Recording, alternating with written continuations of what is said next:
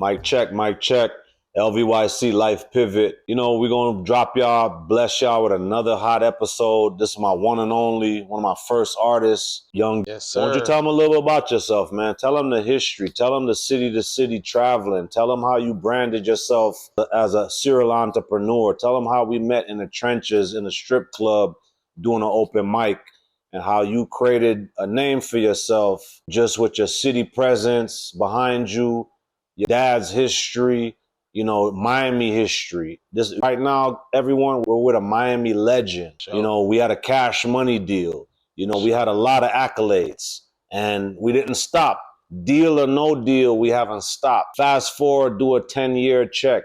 We're still here. You're with the host, Damian Williams, and Deuce is going to tell them a little bit about yourself as we introduce this Life Pivot episode, because right now we're doing a 10-year challenge to see where everybody's at. And the focus is pivoting.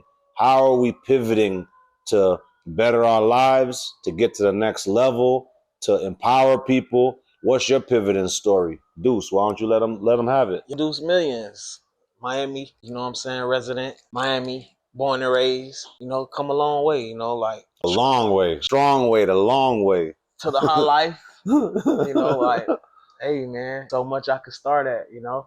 When I met Dames, I was in the street heavy. My dad just died. You know, my dad is a legend. Everybody know my dad, Shorty the legend, you know. So I was going through my grief mode. I just came up on some bread at the same time. I remember. You want to tell them the details? I mean, we talking about life, real stories. So I think that's important because at that time, people seen us running around Miami. And I'm talking about the old Miami. I'm not talking about this new influencer, fake facade, fake condo Miami. I'm talking about real Miami, real public figures. You know, Deuce acquired a check with a UPS incident. You want to tell them how you reinvested and we remixed it and doubled it and bubbled it? Yeah, at that time, well, right before my dad passed away, my first ever real job was at UPS. I was a driver helper. So I'm a driver helper, trees down from the hurricane, and the driver tried to make a curve turn. Swerving. Yeah, around a tree in the road. Around a tree in the road. And, you know, if the trees don't break, they will. Yeah. So it had an opening, which was the UPS doors. And the UPS doors, the tree didn't branch, you know, from the side view mirror. Yeah. So when it whipped into the truck, I jumped up on some old shit type shit. And that shit stabbed me in my stomach and snatched right back out. Crazy. So you was hanging off the truck, like out the truck? No, I was sitting in the seat with my seatbelt on and everything. Oh, wow. And the branch still poked you in the truck. Yeah. See, I know that part. And then snatched back out. I know that part. I thought you had fell out and then caught the branch just like leaning out the truck. But the branch came in the truck. Yeah, it whipped into the truck. Oh, man. UPS would have had to give me $1 billion. Yeah. How much, if you don't mind us asking? Because everybody was wondering, because we came out with this clothing brand called Millions Wear. Yeah. And everybody was like, you know, seeing our facade, seeing our swag, and they always wanted to know. They would ask me on the low, like, yo, how much money Deuce got? And I was like, I don't know, man. Y'all ask him. Yeah. You know what I'm saying? Yeah. Well, you know, like, my daddy was handling the case because at that time I was still like 17. Yeah. Okay, so he wasn't even an adult at the time. Yeah, so he was handling the case. And then a couple of months after that, what's crazy is my birthday, October 14th. Yeah. And my dad died November 14th. Crazy. Around that same time. Exactly a month after my birthday. So when he passed away, they gave me control of my case. But you know, at that time, they was like... So you got control when you turned 18, basically. Yeah. So see, I didn't even know that. So they was like, man, you know, I'm thinking it, now that I'm older, yeah, they like, man, this man don't know what to do with 100 M's or something like that. You feel what I'm saying? So, of course, they made me settle. So I ended up settling like for $4.3 million. Gotcha. But they gave it to me to where it's like, we'll give you a lump sum now. In increments. And then pay you for the rest of your life until you die. Every 3 to 4 years, we'll give you a lump sum type shit. You know what I mean? See, that shit was solid because, not to cut you off, because picture if they would have gave it to you. I seen AI, Allen Iverson got a fixed contract like that. Yeah. He blew all his money already. Reebok held $30 million that he gets when he's 52. Yeah. So that's genius. Now that I'm older, I agree with that. If I would have had all that money back then and me grieving and going through everything I was going through, you know, my dad passing away, I'm feeling like I'm by myself out in the streets, you feel me? Like, I feel like I would have went broke because I didn't know how to manage money. No, real talk. You know what I mean?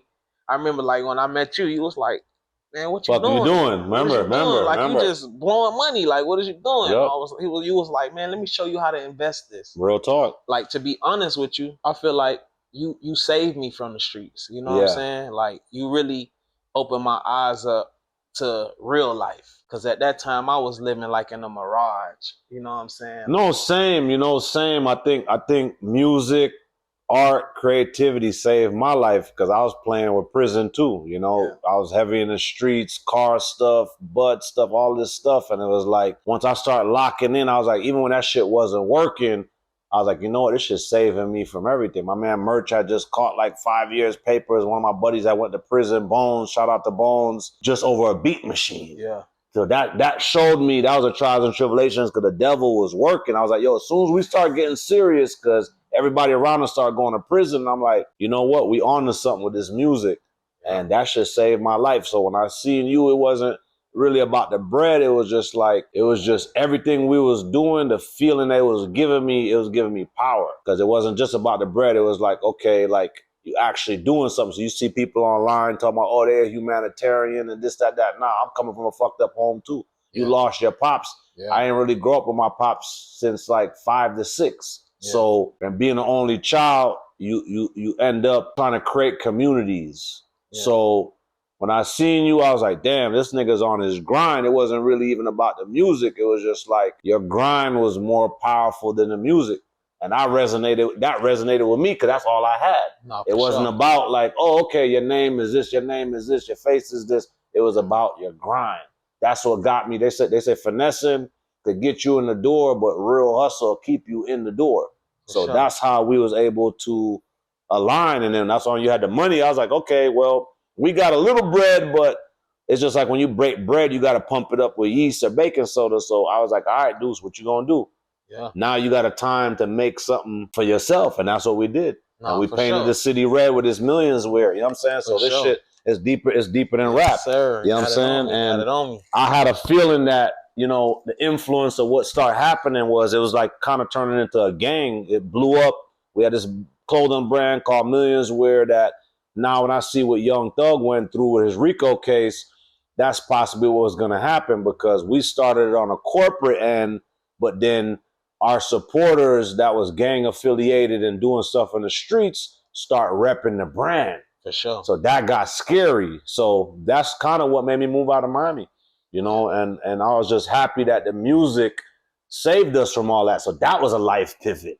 No, for sure. That was a life pivot. So how you said that, fast forward to 10 years later, when I could identify what a life pivot is, that was a pivot. No, for sure. That was a pivot. Because at that time when you met me, I was like really in the streets, you know what I mean? Like I'm talking about staying in hotels, all that. Nobody knew, because I'm like, okay, I just got this money. I don't even know how to get a crib. I don't even know how to do none of these things. I remember, and I was like, Deuce, I've been there. One thing about when I meet people younger that I see got will, I tell them all, I never had me at your age. Yeah. So I felt like it was my job. Like, all right, nigga, if we're gonna build, we're gonna lock in. Here's a blueprint. Yeah. I can't be like, okay, I know it all. I'm not a know-it-all, but this is what saved me. So if you see me thriving, this is my little blueprint of what got me ahead. No, so either I could give you the blueprint. There's a saying, you could take a horse to the water, but you can't force him to drink. Yes, sir. And you match a nigga grind. And we was able to turn that shit into diamonds. Nah, for real. You know what I'm saying? When I met you, I ain't had no social medias, no nothing. I ain't really care about the internet at all. Yep. He was like, man, you want to do this music for real? I remember. Was like, yeah, I want to do this music. He was like, man, this is what we going to do. We're going to set you up on MySpace. We're going to set you up on Twitter. We're going to set you up on Facebook. We set up fucking everything at once. Yeah. And you was like, man, just post your everyday living and, let the world blogging know. Before bloggers, before influencers, before social media presence. We're talking MySpace transitioning into like YouTube days, guys. Just so y'all know, for all the 90s babies that's watching and this, that, we're talking before all of this, before influencers, before the clout. Just raw hustle, just willpower, just seeing something bigger. You know what I'm saying? No, for sure. And then it was like when I had met Soulja Boy in person, everybody was like, man, you know who that is? To me, it was like a regular person. So we was already in the paint. Yeah, So I remember that night like it was yesterday. We was at Club Play. and they end up taking over or joining our VIP. He was with Sean Kingston that night. I remember like it was yesterday. And they was like, man, you don't know who that is? I'm like, man, I don't really care. You feel me? I'm in here with my team and stuff like that. That's what matters. When I met him, and then, you know, he just hooked me up with all the social medias and stuff like that, I started following up on him. And then when I started seeing how he was blogging every day, shooting videos every day, and then when you was already talking about it before, it's like that was confirmation for me. So when he was like, I could actually do this. Yeah, I could do this. I could, like, you know, we gonna go do stuff every day. So even when you wasn't around, you know, I was buying cars, buying. I remember hotels, alligator seats. I never forget the time you got the theme rooms. It was just like $1,000 a night. We bought like four or 5 theme rooms, and I'm like, all right, Deuce, I can't stop you from doing what you're gonna do, but let's at least get some content. Yeah. The car show you did, I remember all that, man. It's just, you know, it's branding, and you think about it like sometimes it's probably good that shit didn't happen at certain times, because what if we would have ran up 100 million and then we'd have been stuck right now? You know how much ball players run through contracts? 100 million, 200 million. So think about whatever you spent, think about the knowledge that you have now and the power to pivot past it to another level. That's how I feel now. I'm like, okay, I'm not financially okay like at that time, but I'm rich in wisdom. No, for sure. I'm rich in losses and so you got to think about that. That's a power. That's crazy you say that, because that's how I feel right now at my age right now. Like, I paid for a whole bunch of wisdom and experience. So you see niggas stunting, it's fake stunting. Yeah. Because nobody ain't stunt like Deuce. So when the niggas like, oh, Deuce ran through the money, how you going to tell a nigga how to spend and buy a life that you might not see? So right now when I go to social media and I see these niggas on yachts, I'm like, bro, go check my timeline. We was doing Yacht Club 10 years ago. That's how LVYC started, because of that inspiration, because we was doing it for real. Going to the club, meeting influencers, shooting them on a green screen. That's how the brand started. So we was ahead of our time, bro. No, for sure, because I ain't gonna lie. Like, I remember when you used to take me to top floors, condos, and all used to be like penthouses. I'm like, dang, who shit is this? He like, man, this is mine. I'm like, ooh. Then again, like, you know, like I say, I'm in hotels, so I don't even, you know, I'm like, that was motivation itself. But it was all love. You know, like, you know, you start opening and showing me shit. Like, I went to the condos. I'm like, damn, things, top floor. You got the whole private elevator. You remember. The whole flow, like, you know, like, who shit is this? You like, man, that's mine. This my shit. You know, like, and that was motivation for me. I'm like, yeah, I want to live like this. So I ain't gonna lie. Remember, you showed me that shit, and like 3 weeks later, I was at Intercoastal Yacht Club. You know what I mean? I had went and bought me a condo. First quarter. And I was like, but that's the empowerment and that's the wealth. So I feel like that's what we got to teach our kids right now. It's just the information. It's just that structure, them standards. Because at the time, niggas was grabbing fake Lambos, all type of jewelry. But how are you living? How are you feeling? Yeah. So I learned that from Fatty. Shout out to Fatty and Dubois about living. Because when a broad came over, it's different when a nigga's renting a fake $1,000 Lambo. When you go to a penthouse with two entrances, private elevator on a 53rd floor, it's different. Sure. They don't even want to make eye contact with you in the club after that.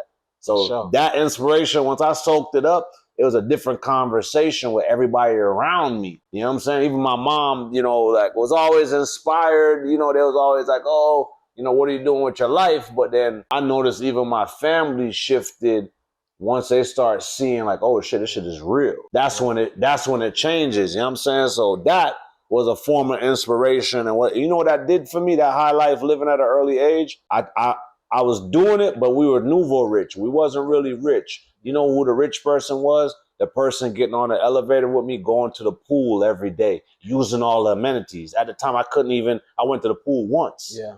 Because I had the time. God got me financially okay where I got there, but I never had the time to enjoy it.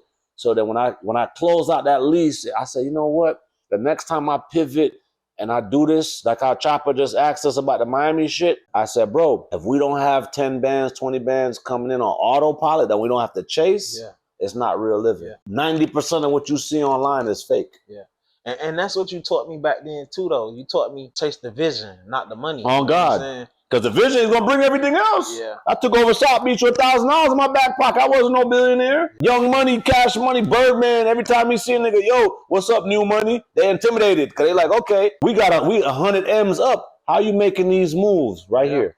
and faith in God. And that's how I live my life now. Like, I don't chase the money. I chase the vision. On God. Because the vision is going to place you where you need to be and fulfill anything that you're already seeing. And the money come right behind the vision, you know what I mean? So it's like... Yep. No, it's crazy, man. And I feel like, we get inspired in different ways. So how would you say, like, around that time when we met, how do you feel you separated from everybody? Like, what was your unique thing to be like, all right, I got this? Like, did you grow up rich? Did you grow up middle class? Did you grow up poor? Where would you say at that pivotal time when we met, what gave you that spark to be like, all right, nigga, I'm gonna be somebody? My pops.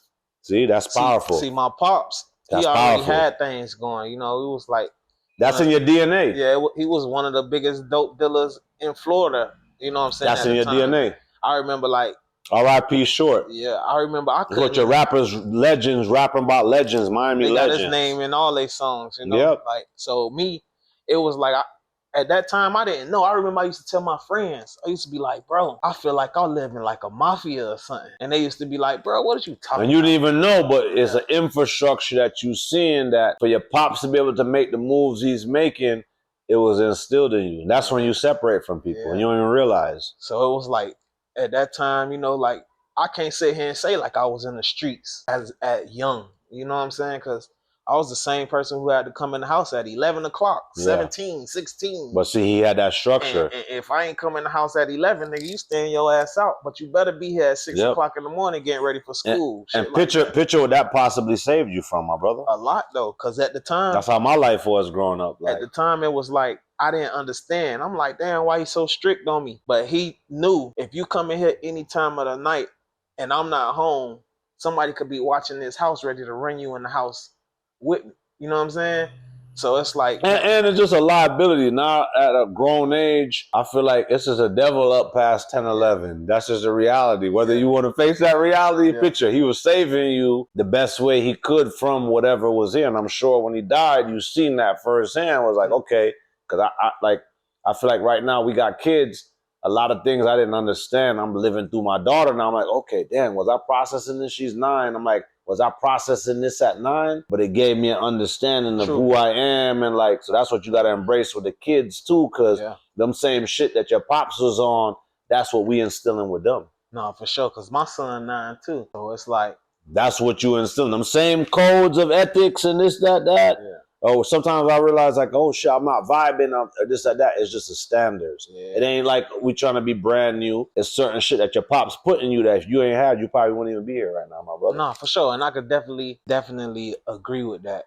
It's like a lot of stuff I used to be like, why you so strict on me? But it's like he was preparing me. Yeah, for what to come. You know how they say people know they be about to die soon? Yeah. Or leave soon type shit. Or it's like, either I'm going to die or go to jail because of the life that I'm living. It's like he was trying to install that in me so fast, I couldn't inhale it and comprehend it. Yep. He probably had no choice because at the end of the day, we kids, but then we trying to process like grown men. That's how I grew up. Yeah. So when you met me, the reason why I vibe with certain people would grind because like I had to grind. Like I think at like 14, my mom, when we moved from like Connecticut, New York area to Miami, that's when I jumped off the porch because it was like my mom had moved without me. Yeah. So I had to grow up quick. I'm doing little summer jobs with family trying to get my fresh J's and shit. But when she actually left, and it was because of financial reasons, she wanted to leave. It kind of made me like grow up in a sense of like, okay, like shit's real. She can't afford these $100 Jordans and shit. So when you start realizing the dollars and cents, that's when that shit really make you grow up. I feel like that's when people become men at different ages, but when you going through real shit, so that's what I saw at that age. Now, picture I had went through all that. I went through that at 14. Yeah, young. You know what I'm saying? I merged them in like 8th grade. Nigga was advanced in 8th grade. 8th grade by like 9th grade, 10th. I had a car, nigga. Yeah. I had a car at like 15 and a half. How big that was being at our age back then? You know what I'm trying to say? You know what I'm saying? Like, off the muscle, not no like 1%, not no like parent money. Yeah. I'm working slaving at not fucking AMC down on my parents' AMC movie theater, doing my little shit, my little nickel bags. But I look back now, so like at a grown age now, people are like, "Yo, how are you doing it?" I was like, "Bro, I've been advanced since I was 14 or 15. Yeah. I figured out money and shit multiplies. You know what I'm saying? I had a corporate job. This nigga, I was still eating Fridays. And I was like, this ain't it. So at that age, 20-something, working at engineering because my last corporate job. But even then, I'm like, I got $100 left. Now, mind you, if I was a bottom feeder, I'd be okay with $100. But that shit always gave me the will because I was like, this ain't it. This $100 left on this check. This ain't it. So I feel like those things is what catapults us. And it's like, that's what I saw. And that's what you was able to do at that time. So it's like, you started your music career and it wasn't really music because when I saw you more as an entertainer because I'm like, okay, I'm dealing with niggas that I'm managing, niggas is rapping, but okay, they might lack stage presence, they lack all of these things, but when I saw you, I was like, all right, Deuce is a real deal because you in this shit for real. Yeah. You know what I'm saying? You an entertainer. You used to stay telling me that. Remember I was always telling you, I was like, shit for real. Right now in the economy, you know what's thriving? Niche businesses. That's people's gold mine, finding your niche. It's not about what everybody else doing. Oh, shit, let me just go open a store. Guess what? The economy's fucked.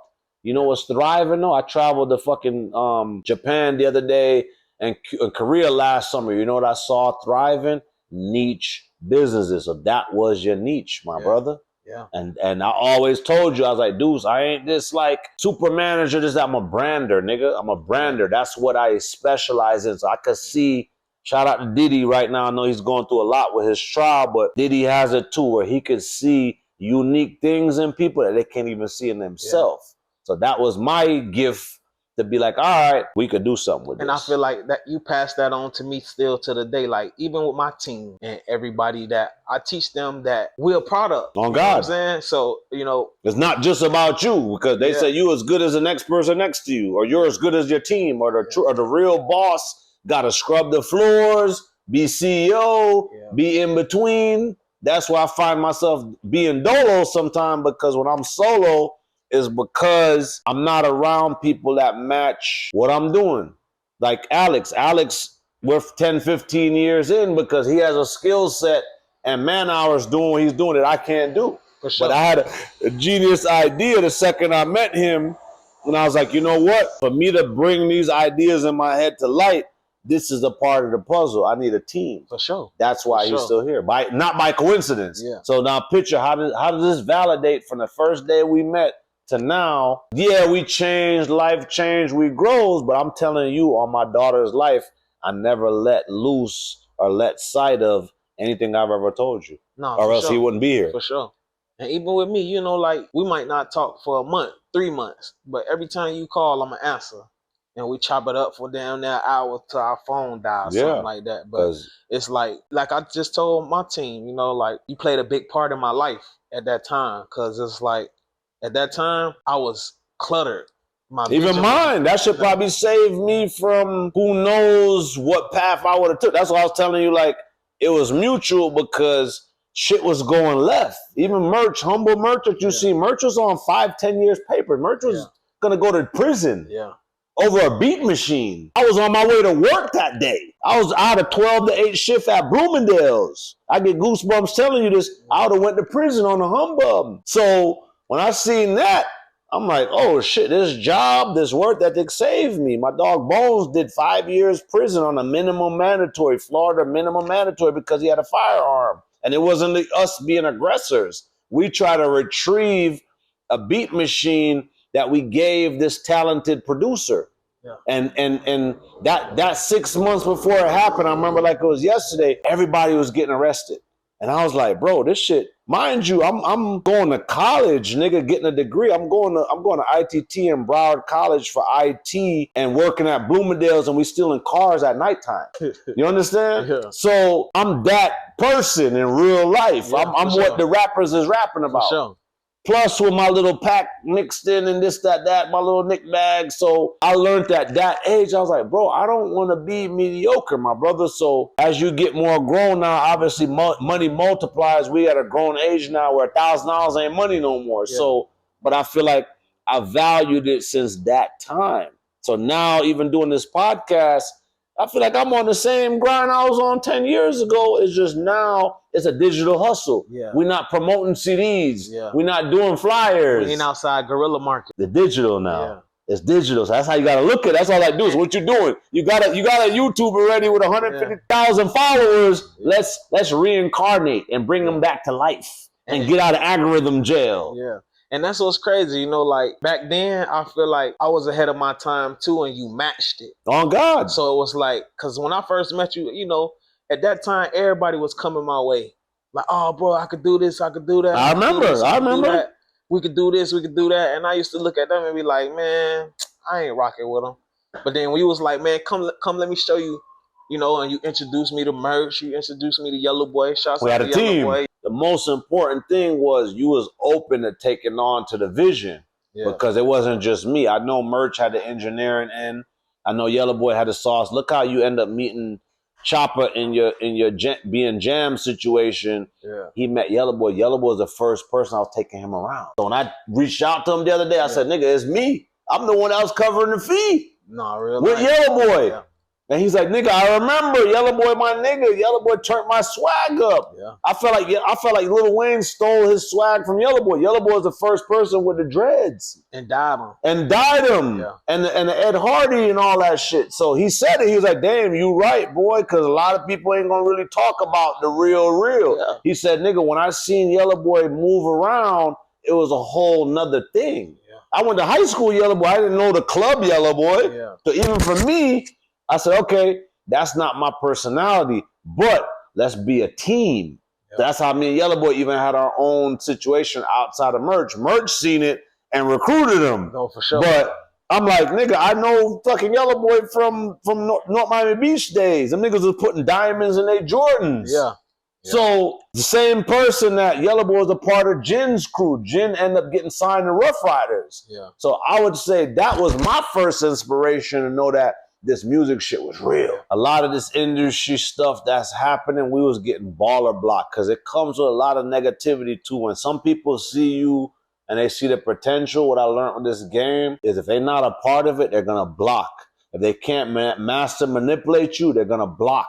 That's what was happening. That was happening. That's what was happening. Because when we was out of here. When we used to go to these places, we doing bigger shit than they was. And they sitting there just looking with the eye like, man, who's these? Evil eye. You know? And that's what I learned in the Spanish culture with a little thing that blocks the eye. I didn't really know what that meant. But once I got a little spiritually in tune, traveling, meeting these hippies and stuff, they was like, you know, it's an evil eye. And that's what was happening, bro. Everything that we was doing was perfect. It's just the evil eye was blocking, man. Even my own roommate, Fatty in Dubai, one day we doing some business with a BB. He calls a BB at Circle House like, yo, I live with this nigga, BB. I thought I knew you forever. I know BB's assistant, Naisha. Yeah. Shout out to Naisha, Urban Relations Promotion. But that's how big we got, where it outgrew even what people could like fathom. So that's a problem. People see you and then they put their perception on you. Oh, okay, that's Deuce. That's my nigga. He's only gonna go but so far. Yeah. But then when you grow outside of that, if they're not with it, they're gonna hate. Cause that's how it used to be with me in the streets. People would see me, they'll be like, I'll be getting ready to say, oh, I already know who you is. I know who your daddy is. I know who all this and all that. Thinking we on some street shit, but the whole time I'm trying to extend my hand on some. No, I remember. And then you would put them niggas in a position to win because you would bring them niggas around and be like, yo, you're giving them opportunity to be a part of what they couldn't see. Yeah. And I was like, damn, Deuce, who are all these people? He's like, no. These niggas is 1,000. They used to rock with my pops. I remember like it was yesterday. Yeah. And then niggas loved you. They loved you. And they was like, they'll tell me on the side too, like, yo, you know, anybody play with this nigga, I got him. And I was like, bro, I already know. And then when people, you got to remember, people pick up on that energy. So when we was a driving force, when we would show up places, that's what that million shit was about. I remember there used to be times where it used to be like, man, I know you fuck with them, but don't bring them niggas around, man. And I used to be like, dang, why I can't bring them around? See? But now I know. Now you know. You know, when you getting into a certain level of life, certain people can't go with you. You know Nigga, I'm bringing you to 5-Star Island. Diddy's a billionaire on Star Island now. You understand? I remember we shot that video on You Star understand? Island. Remember? You understand? Yeah. I get goosebumps saying that because Adriana, shout out to Adriana Brito, you're following me. They're gonna see this video. Yeah, it's still Deuce. She gonna jump out the chair. We're 10 years strong. Yeah. And you know, I used to just bless her with a little personal smoke. Yeah. And she gave me the keys to her house. A $5-10 million house on Star Island. Yeah. So shout out to you, Adriana Brito, for believing in me and seeing something unique. I'll never forget that. 10 years later, we still here. You know what I'm saying? We still here. So that was my first music video ever. How deep is that? And that was just through resources. Now picture the average person would have to pay for this look, pay for that look. I'm like, Deuce, we hanging out poolside, pull up. Remember? Yeah. That's when shit started changing. That right there, I tell people, I got a concept of when a brain expands, a brain will never revert to original size. That was some epic shit happening at that time, bro. You know how I knew it was real? When we pulled up to the gate and the security guard looked at me, cause you know I always Miami cop. I had that street look. So he like, all right, what's your ID? Where you going? I'm going. All right, pop the trunk. Let me see all this stuff. I'm like, man, why you searching my car and stuff like that? Star Island. You know what I'm saying? And he ain't Star Island. Cause you even told me, man, no, this ain't the setting to just be coming, come correct. You know. And that's why I told you don't bring all those other people, because what happens is you might have a small selected few that's for you, but I know in my soul, them people ain't for us. Yeah. When you pull up there now, you either they're with us as allies or they're enemies. Yeah. And at that point, that's why I started rolling solo, because I started having more enemies than I did friends. No, for People thought we getting brand new, but I'm like, don't you want my life to elevate? This is just off resources and character. Character getting me in the door. We didn't pay for that. She said, yo, you're hooking me up. I used to hook her up and give her bud for free, personal. Yeah. And she was like, bro, everybody charges me. I'm like, I'm Jamaican. We on vibes. I'm like, yeah. So that day when I asked her, you think she charged me? No. She's like, nigga, you good, pull up. To the point where my roommate was like, which not even roommate, it was just like a business venture, us getting that penthouse. He was like, damn, you smash her? I'm like, nigga, it's me, nigga, it's all business. I'm trying to catapult dude's future so we can all get a bigger bag. Because it's cool, if you got these resources, it's great. But if we can't convert them, what are we doing? No, real life. That's what really ended up making me close down the condo shit, because every inch of us moving forward, it's like we was getting hated on. So after a while, I'm like, bro, I don't need to be here. Let me figure out my own thing now, because you didn't even know a part of that. And I remember Alex pulling up one day in his car. He was like, dog, this valet got Lambos, Raris. What the fuck are we doing? Yeah. And I was like, bro, it's an investment. That's a pack we made. He had got rid of his condo in Morano that Chopper knew, with that Lil Wayne used to live in. And I was like, what's the next step? I'm in Oregon doing my little growing thing. And he was like, bro, what's the next step? And I was like, the next step is, how are we going to attack this industry? Because you got all these ties, but you're not doing nothing with it. Yeah. I got an army.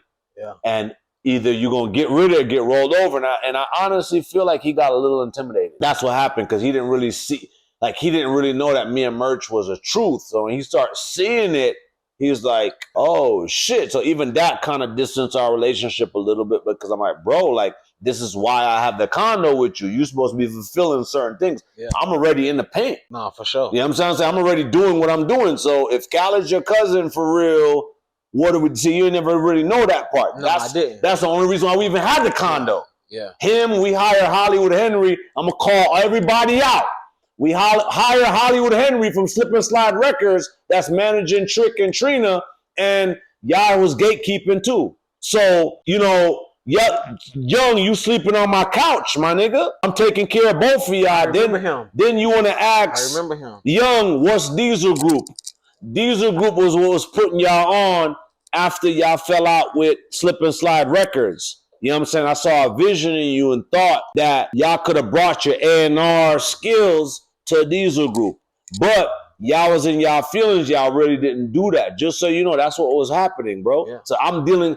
Mind you, on a conscious level, I'm seeing all of that. and I'm feeling all that. All these niggas' energy was off. I knew it because there was people coming to me. Slip and Slide Records didn't even have their AC on at the office. That's damn near family. My mom first cousin is Ted Lucas's baby mom, nigga.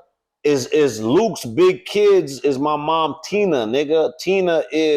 She has a kid with Luke and Ted. They used to be best friends. That's my mom first cousin. You know what I'm trying to say? Luke, he got a big son running around, and Ted got a daughter. They live in Miami Lakes. That's how I even got introduced to the whole Miami music scene. My cousin Dwayne that got deported, that's in Jamaica, is Tina's brother. So they been had their music run.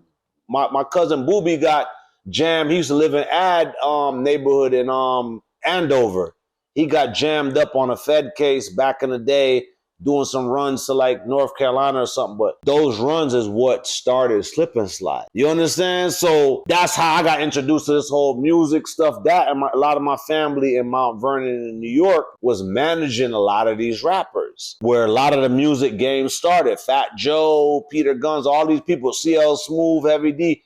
Shout out to Mount Vernon. So that's when I'm like, okay, if these people are doing it, why can't I do it? Nah, you definitely had the blueprint. That's where I got the blueprint from. Because when I got with you, you started showing me how to move off schedule. Like every day we had something to do. And you had to put your face out there because that's branding. Away from the bread, away from the streams, you got to brand yourself. Yeah. So that's what I always learned, because it'd be nights when we getting looks just off of being in the paint. Me, Yella. So I started realizing, I'm like, okay, nigga don't really need 100 million, but the 100 million sound great, but if a nigga able to do this and do this, that with $1,000 in my back pocket, we might be more valuable than we think. For sure. Because you definitely taught me, you just got to be present to receive your presence. You know what I'm saying? And make your face card value. Yeah. Because even labels right now, with a label, unless you got 100 million followers, this, that, a label's not messing with you because they don't care. They just care about what can they benefit. So that's what I told you from the jump. I said, Deuce, as long as you can stay relevant and keep your face card good, you might have to pivot 10 times. Yeah. That's just what it is. Right now, you breathing, you free, you don't got no cases. That's $1 trillion. That's what I told Chopper. I was like, this information that we got, niggas probably think you done died or fell off. That's not the case. And still got that cult following. You know, like everybody hit me all the time in my DMs. Man, what's going on? What you up to? Where the music at? You know, I know you doing this. I know you doing good in life. And life good. You know, you living your life. You got your girls and stuff like that. But where the music at? They got inspired and you let them loose with the inspiration. So now going into like being older, you gotta find a way to multitask. Because even me, my life's supposed to be over. I'm a single parent. I got my daughter damn near full time. In the court system in Los Angeles, California, they say I'm in a 5 percentile. So what I'm doing is impossible. But you know, for a nigga like me, it's not impossible. Yeah, because you there for yours. Like, and that's one thing I do respect. You know, like, long as I knew your daughter was born, you had her. So yeah, and that was a pivot for me. Like, I've been turned up from early, but that's what I'm saying. She's 9 years old and it never changed. Yep. You know what I'm saying? So for a single father to have his child for 9 years and she's 9 and never left, that's power. You know what I mean? Yep. Like, you know, like, that is 5%. Because I think about it, and I say to myself, like, even if we would have got Diddy and 50 money, we would have been dealing with the same shit. 50 just filed for fucking full custody for his son. Nigga, you late. Yeah. I had to file fucking 8 years ago. You got way more M's than me. Yeah. So that is like levels to like, I'm like, damn, bro. My daughter mom is a supermodel. So I'm like, okay, God, thank you for this lesson, because picture now, let's say Cash Money gave us 10 million, 20 million. Wouldn't it be the same complexity 10x that you'll be dealing with? No, for sure. Picture that. For sure. Picture that. Picture that. Picture if one of your singles would have took off, what would we be dealing with? A lot of big. Ain't Drake dealing with the same shit? Yeah. Luckily, his career catapulted where he's able to just silence the baby mom. But if that wasn't the case, and he was just another, that year when Cash Money signed you, was 100 other people signed. Real life. You, Nicki Minaj, Drake, Tiger, all of these fucking people. Nah, real life. Picture that. So that's where I look at the perspective. I'm like, oh my God. Even like, shout out to Diddy. I feel bad because that's what kind of made me move out of Miami. I'm like, okay, like, you know, you dating somebody, this, that, and then the Rolls Royce pull up, your chick is gone. You can't keep up. Even 50 cents, you paying $4,700 in child support. Diddy is paying her $10,000 a month. So he's playing war games with you, 50. If you're watching this, it's levels. Yeah. You're a millionaire. This just showed me Diddy's a real billionaire. For real. For real. He got 10 fees a month. In Dubai, this shit's legal. I went to Dubai Mall. You'll see 7 chicks walking with 7 Birkin bags. Future, you talking about AP watches, is 7 watches, nigga. Can you afford 7 watches? Can you afford 7 APs? Can you afford 7 APs, Future? I don't think so. At once? You understand? Oh, real shit. So through all the mix, I got a whole nother level of respect for Diddy now because I'm like, okay, y'all screaming, he got these issues and all of this shit. Guys, none of y'all are billionaires commented. If y'all was a billionaire, what would you be doing? Wouldn't your life be 10x? Wouldn't you have 10x money and 10x problems? Picture that. Sure. Me and my girl talk about that all the time. I'm like, how much money do you want? Do you want low, medium, or high? Because high come with a lot of stress. You want me to tell you what's crazy? I remember, like, you know, used to have me around them people. And even after that, you know, when we ain't fall off or nothing, but you went and did your venture to Oregon. Yeah, I started traveling. When I was doing the little jet skis. Remember the time I told you, I'm like, man, I got Meek Mills on the back seat right now trying to get a ride to his jet ski. Just off the strength, not even trying. Do you know what I'm saying? And we drove to Diddy house, and Diddy looked at me and was like, yeah, I remember you. What's up with your mans? The whole time talking about you. You feel what I'm saying? Crazy. But I'm just sitting here just like, off branding. Yeah, you get just what I'm off saying? branding. But it's like, I'm like, this man meet 100,000 people a day probably. How you remember me? You know why? Because he got What's up with your man? He got an eye for talent, and we was moving different. So all them times in the VIP, bottle popping, we thinking we not making a certain amount of noise, they're all watching and wondering and preying and thinking like, okay, can we make money with these niggas? Are these niggas a threat? That's why there's a thing going around with Jay-Z. When Jay-Z saw 50 Cents coming, he started getting scared. He was like, yo, guys, 50 Cents is coming. This is a nigga from Queens that's relentless, that's got shot 9 times. A half a bullet could have killed 50. You understand? No, real life. So even now when people are like, yo, people are blessed, what does blessing consist of? I beat felonies, I beat this, that. But I don't think I beat them. I think the blessings of what I've been doing for people and having a clean heart, that's what beat it. That's how I feel. That's how you got to look at life right now, my brother. That's exactly how I feel. Like, you know, like, it's to the point, like, even with me, like, when I be telling people that just meet me, or people that... They wondering what's going on. They don't know your fucking story. They don't know the fuck you've been through. So when I be telling them, like, shit, money ain't shit to me. You know what I'm saying? They look at me like, what you mean? Like, we in a business or we in a game where that's the objective. That's the ending goal. But I'm telling them, like... I remember you told me that confidently. I remember one day, merchants was like, yo, talk to Deuce, man. Like, I remember one day you gave me like a couple $1,000 for something. And I remember the hundreds was sticking to each other. Yeah. I was like, Deuce, these shits is sticking. Like, I love you. I'm not going to rob you. I'm never going to rob you. These shits is sticking together. You went to the bank and the bank was like, yo, we have to put a hold on your account because you're pulling out too much money. And that's why I was like, every bro, day. All of these people around you, make them make you more money. No, for sure. Because it will go and we don't have as much money as we think. Yeah. And that was just my killer instinct. I'm like, yo, this shit feel great. Being grown now, I learned, you know what wealth is, nigga? For that shit to last forever. Forever. That's what wealth is. We not nowhere close to wealth until you got a fee coming in that it could stretch for 10, 20 years. That's rich. Yeah. When you financially free. Exactly. You know and we don't got to chase it. Yeah. When we have a view that you can actually enjoy. When wealth is a view that you don't got to wake up, nigga, and go grind. That's what I was doing. These penthouses. I remember this lady, this white lady in the building was like, I'm tying my shoes on y'all every day. Because she was on some shit where like, she was like, I'm going to the pool to go tan. Mind you, I'm running around. Cool. I got the penthouse. I got the double views, the private elevator, but I had to chase it still because I didn't want that shit to go away. So that's the era I just didn't talk on it, but that was the era I was still chasing. I feel that 100% for sure. And you know me being 100, how can I not be 100 with myself? Yeah. So that was a pivot. And I remember the day when I was like, this lease, you know what? Thank you, God.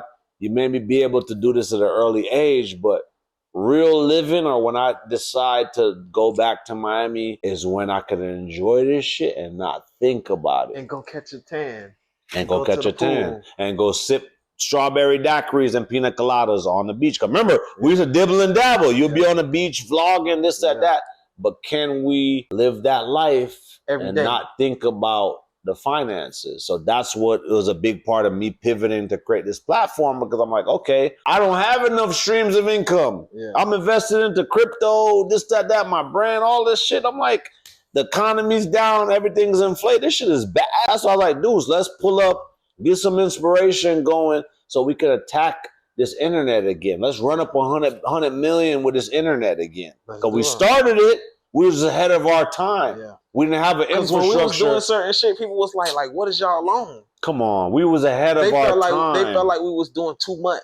But in reality, we was doing the stuff that they wasn't on yet. We were ahead of our time, bro. If I knew what I knew now, like how Diddy them do it, I would have just hired like a social media specialist, a PR person, and invest in that. Just like how people invest into wellness, into food prep, into gym trainer.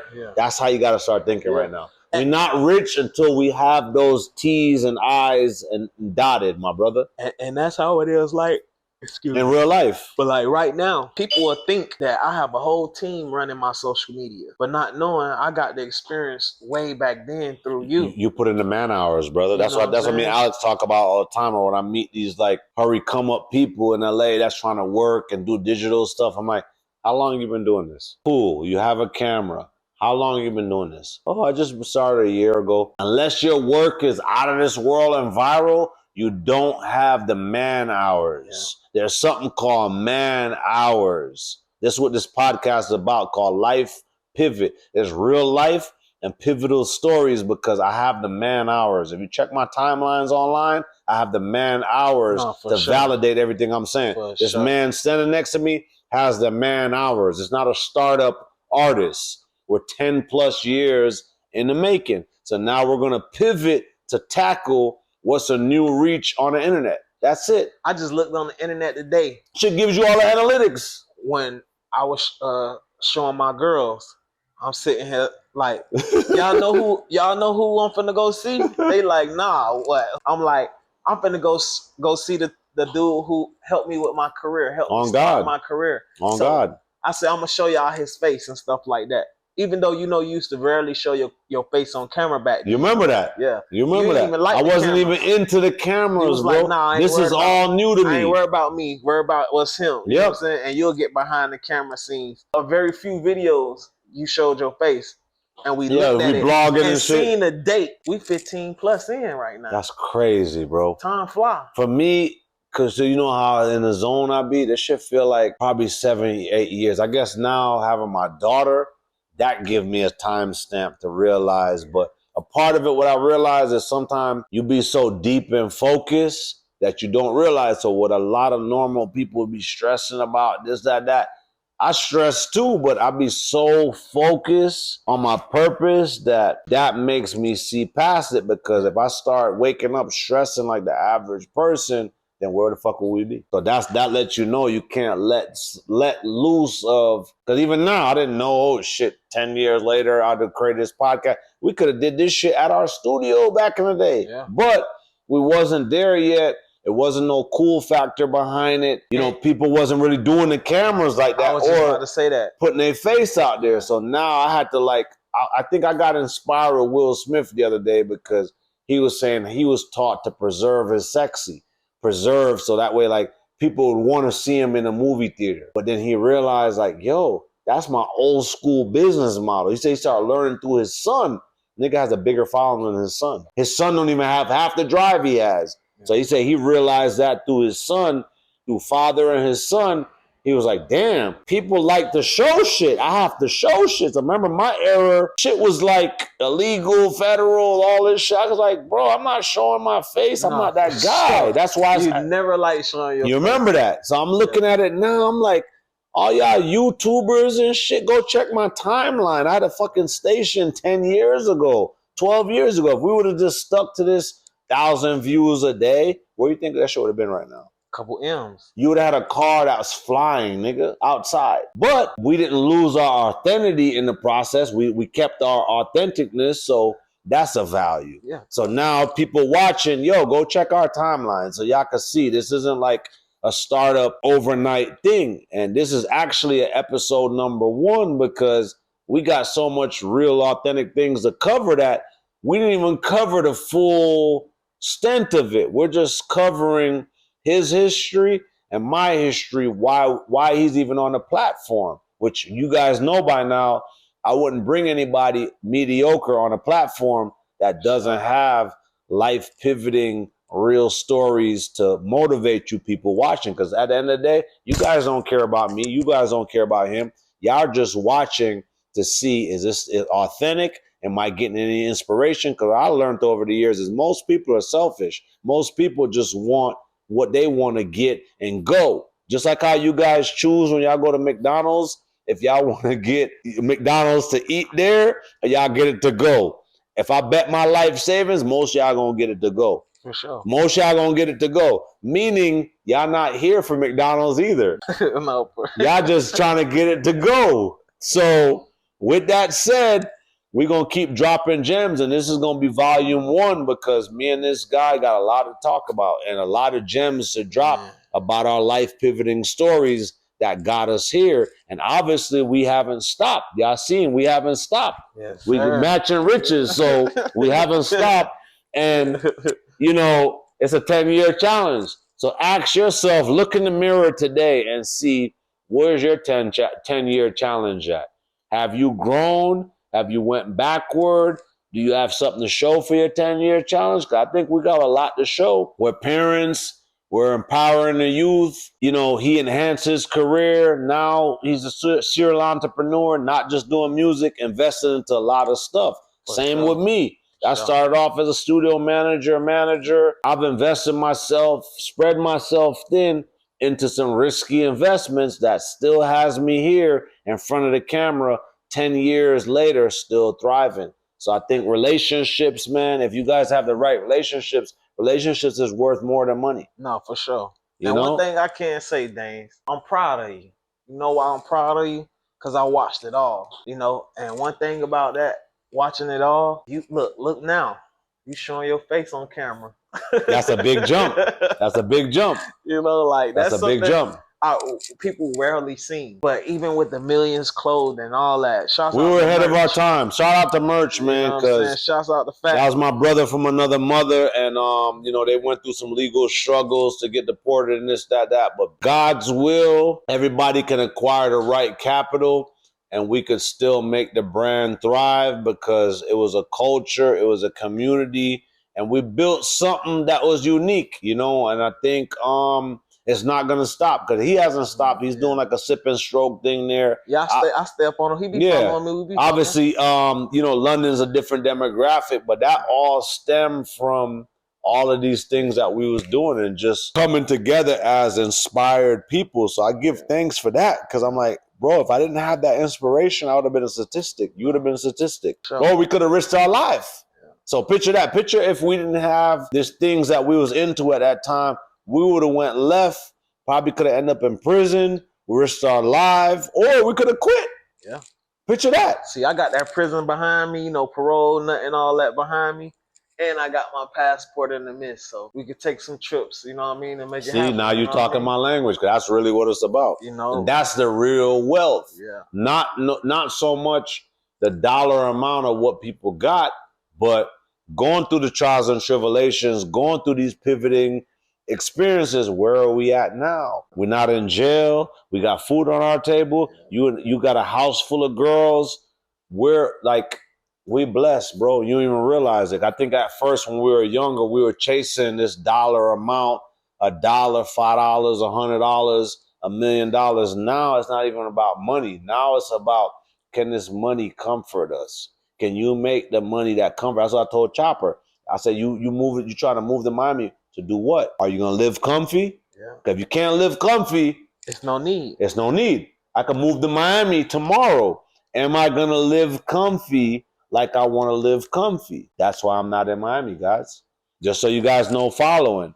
I chose a sacrifice to focus on my daughter, building some generational wealth for her. Then I'll get back to me. Because I can't be living free if our kids ain't good. No, because that's real. And you got to value, like, what's wealth to you right now? Because all the shit we've been through, I learned that, like, wealth is just a real comfort where you don't got to actually worry about chasing the money. No matter how much money you have, if you have to chase it, you're not wealthy. I feel the same way.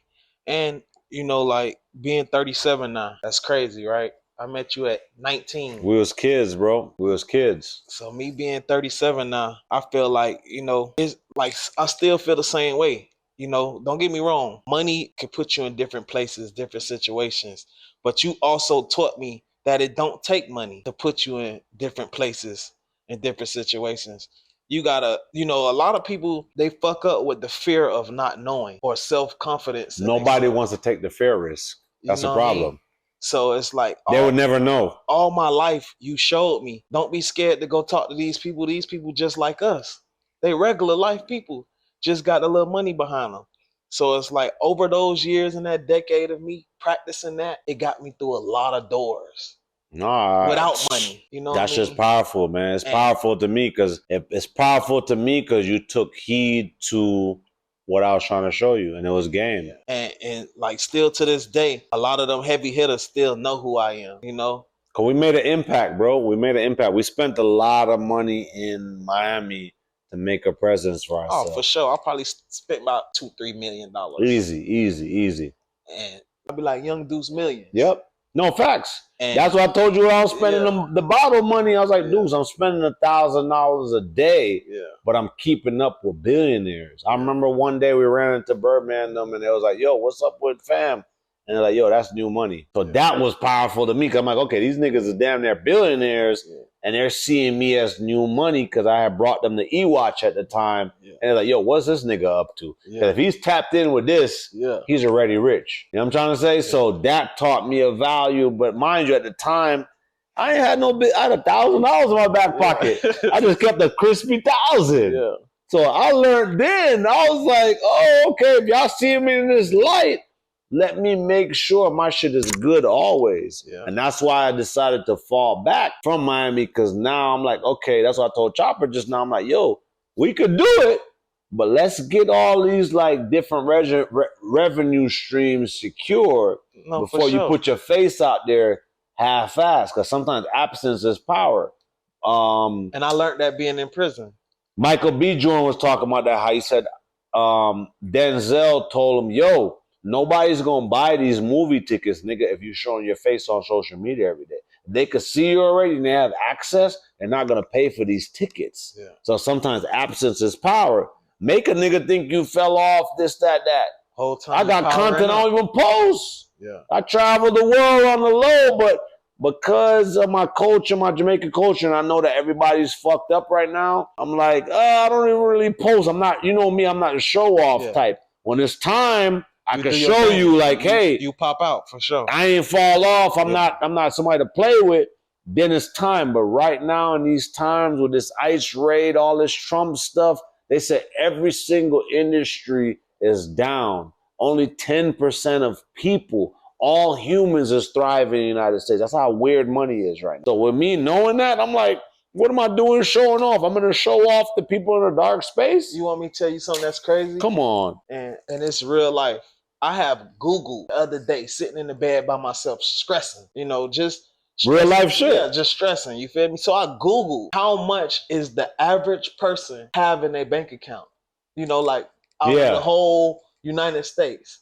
It's only $3,200. Oh, God. That's crazy. But see, that goes back to what I told you 10, 20 years ago.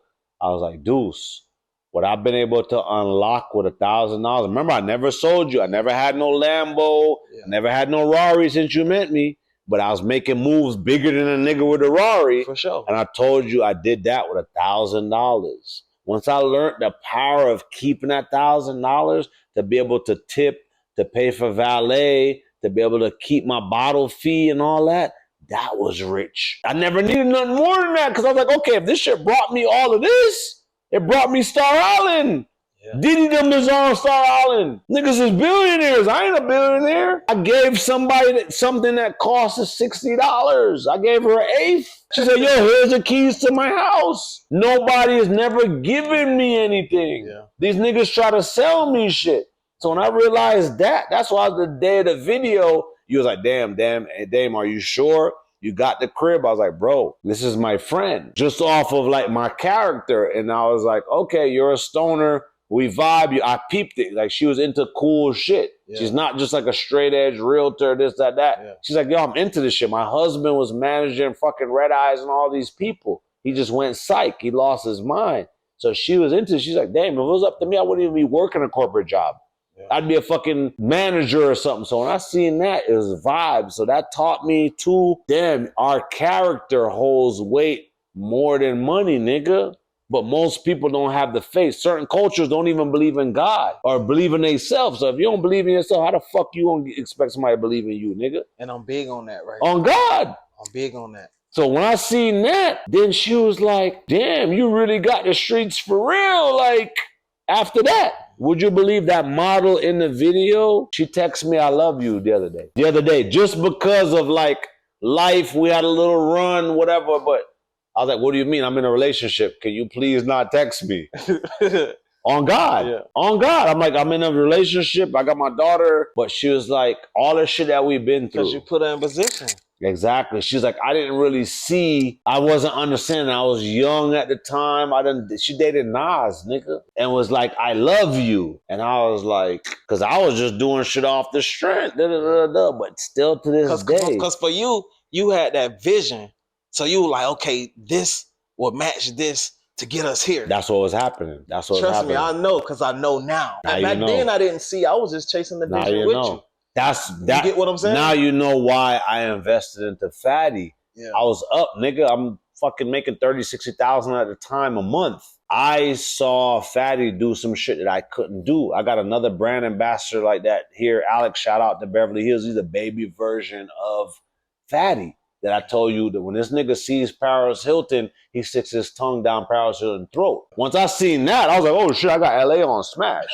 Paris Hilton is a fucking billionaire. This nigga went to high school with her. Yeah. He's a baby version of Fatty. So I just haven't had the right capital to really like turn up. And then LA end up not being turned up. If you go to Melrose right now, Fairfax, that shit's a dub. No, it's dead. Niggas is getting followed home. You know what I'm trying to say? So that whole wave died, but there is some of the still moving industry ties and like corporate ties I didn't see in Miami, because Miami, I'm like, okay, I'm in the highest VIP, but there's no conversion. These niggas aren't going to do nothing for you. Getting nothing out of They're going to leave and go back to their corporate job. Yeah. So that's why all roads led me to LA. So now in LA, I tell Alex all the time, I'm like, bro, you can go get a $5 Starbucks drink, or you could go in fucking Studio City and go pay $10 for a coffee and meet the real millionaire, real producer, cut HR and cut the middleman. You understand? That's what I learned living in LA. I don't know no other place I've ever been to in the world that have those type of resources. That's why I kind of love Vegas. On God. Because you saw something different from Miami. Miami is the same old, but the Vegases, the Miami, these are the elite places of the world, my brother. We're in the entertainment capital. There's male, female, come here from all over the world, nigga, to chase that. That's how my daughter was made. You forgot we was out 30 girls every night, nigga. Yeah. My daughter's mom, people see her fucking supermodel, like, what the fuck? Okay, we're around 29 other supermodels. Yeah.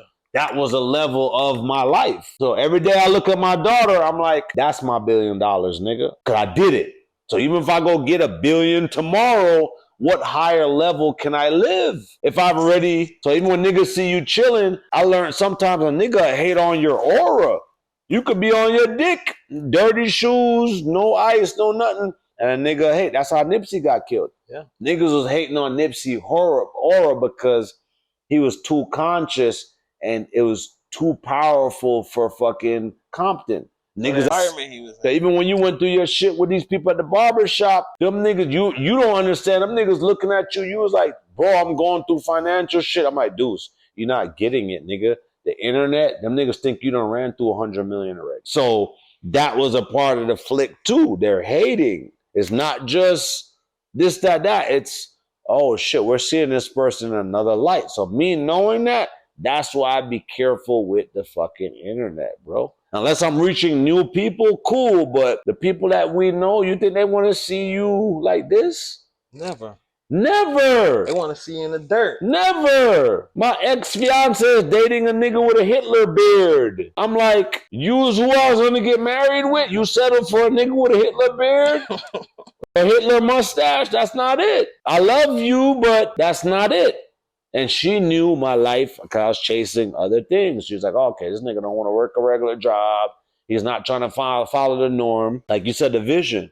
So I give thanks for that, bro, because on my worst day, a nigga could be feeling up, down, around, depressed. I never lost sight of it. Never lost sight of it. So when I had this opportunity to create this platform, I'm like, I got a story to tell, nigga. Does y'all shit check back that's watching? Can you go check your timeline? Have you lived and did these things? So this was like the best thing that ever happened to my life. Like, cool, the monetizing is great, the views is great, but this shit's almost like therapy, nigga. Cause that's how I feel. Like, it's to me in life where it's like I don't open up for almost every major celebrity that's been in the game on their new start, real talk, on their big start, all that. So it's like, for me, it's not new to me. You get what I'm saying? It's like, for me, it's like I'm just doing it again at another level of life. At another level of life. And now what wisdom is maximizing. How do we maximize? How do we fucking scrape the pot, nigga, and make everything count? So when I started this podcast platform, LVYC Life Pivot, I was like, man, you mean to tell me y'all giving millions to these lame ass niggas online? Let me figure out a way to scrape the pot for 100 million. That's my quest right now, 100 million. Because I don't get there. On God, because I feel like TV is old. You see the entertainment industry down. Nobody's watching TV. These movie producers are eating shit. So this next thing is these podcasts, these blog forums. That's it. That's what people are consuming. We got to remove our era of learning, nigga. Like, these young kids, my daughter knows how to do more shit on the phone than I do. My son. You know that. They know how to do more shit than we do. I feel like my son, he gonna get rich off of playing video games. I'm telling you. Because he was like, Daddy, I want to stream. I'm like, son, what is that? I streamed for the first time 2 days ago or yesterday. The shit had 84,000 people. I didn't understand how Kai Sanaa and all these people are getting rich. And I show speed. Woke your game up. Nigga, they're 18, 19 years old. They're getting $1, $2. I had random people trying to send Zells. Yeah. Alex put me on that. He's like, bro, these people are going to send Zells. Make sure you got the Apple Pay and the Zelle in the description, because if they feel inspired and you touch their soul, they're going to tip. You go to higher-end restaurant, what do? You got to tip. So I learned something new. I'm like, damn, bro, I've been sleeping for the last 10 years, but... You know why, though? We've been guerrilla marketing for all our life. Exactly. You know, like, we was taught to go get it and be out there. Exactly. Right now, you got nobodies being millionaires and never leave their house. Exactly. You know what I'm saying? That is the key, because I feel like we can't think about the old way. That's why I was like, bro, you got your YouTube, you got all this shit. You have to multitask. You got, like, it's not like before. I tell people, like, our era crackheads could fix your car, this, that. No. The hustling, this is a hustle. No, for sure. This internet. Just like I tell my team, not to cut you off. And is the hustle. And I practice what I preach. But I'm big on this now because I know when you outside grinding and hustling, you only meeting what's in front of you. But you got the whole world in these things right here. No, what you're saying is so deep, Deuce, is that what I realize is like we put ourselves at a small level of comprehension, like you said. So now these eyes, I had niggas checking in from London. Yo, mate, thank you. This shit gave me inspiration because I'm seeing it real time. That's what I lack. That's what I learned right now, what you just said. That's what is stopping me from making my own 100 million. Yeah. What we've been doing is genius. I haven't hustled a way to reach new people. For sure. My brand, this, that, you notice I never stop. And you better than ever. I never stop. Yeah. So I learned that. I was like, oh shit, I'm just lacking new people. That's a conversion. So that's why I was like, bro, let's get on this platform, start waking up your channel, and waking up people. And let's start attacking the internet. Because this is just one episode of many. We got a lot of shit to cover that we didn't even cover the half of it. We just covered entry-level, pivotal things that we both been through because we know each other for 10 years. But guess what, guys? 15, 16. Guess what, guys? I didn't even tell you guys 10%. So you guys that's watching, if y'all are inspired, and y'all think we on to something, we only unlock 10% of the jewels. No, for sure. This is just the first episode. So when you guys watch DJ Vlad and they're doing a saga, it's because those are great people. So when they do DMX over and over, Drink Champs do these people over and over, is because the depth of what they have encountered. This is a small smidgen of the history that me and this man got. We've been overdue. It's just been timing. He's a parent. I'm a parent, living in different cities. We live in two totally different cities. Our lives have changed drastically. So if that's not a pivoting story for y'all to get inspired and go make y'all hit that subscribe button, make y'all follow, share this to all y'all friends. How about this? How about y'all go Google us and check y'all fucking timelines? Check our timelines for 10 years and see if what we're talking about is real or not. Everybody who be asking me, what can I find you at? I tell them Google. I don't even give them a social media. I just say Google me. Exactly. And see if I got to sell myself on you or you want to be inspired and you want to work with us or not. Because I feel like right now we don't have to sell ourselves on nobody, man. Maybe back in the day we had to sell ourselves. Yeah. But now I don't have to do it no more. You feel me? So back in the day, now that this shit is real life and you guys can see the track record, now hit a subscribe because you're following these fake celebrities to get fake inspiration. Do you want fake inspiration or real inspiration? Choose. That's why I created this platform, LVYC Life Pivot Podcast, to focus on pivoting people, pivoting experiences, because I feel like I have endured the testament of life, the trials and tribulations through God, and I want to share that with everybody, and I want to uplift it. And obviously, you guys see these stories are real with people. So that's what's intriguing to me. Like, I look at all this, what made me get into the podcast space, because I'm looking at all this stuff. I'm like, half of this stuff is fake. You guys' stuff don't check back. It doesn't move my soul. So if these stories don't inspire you, what will? Maybe you guys like to be lied to. You know what I'm saying? Yeah. Maybe that might be the new thing. Y'all might be like to get lied to, but I'll never tell a lie. I'll never tell a lie on this platform. So I appreciate it, man. And like I said, this is probably episode 1 of many. So stay tuned, YoungDuce305.com. And we're going to continue to drop gems. You guys can find us. You know where to find us on social media. Make sure you share, subscribe, and tell them where to find you, Deuce. Google me, Young Deuce Millions, or YoungDuce305 on every social media platform as possible. Yep. Check it out. It's still the same since 15. No, 100. And he's getting ready to reiterate and revamp everything he's doing now that we got this high level of inspiration. So stay tuned, man. And, you guys might listen to a song here in a second on the radio. So stay tuned. Thank you for having me, my brother. Let's get it. Yep, 100.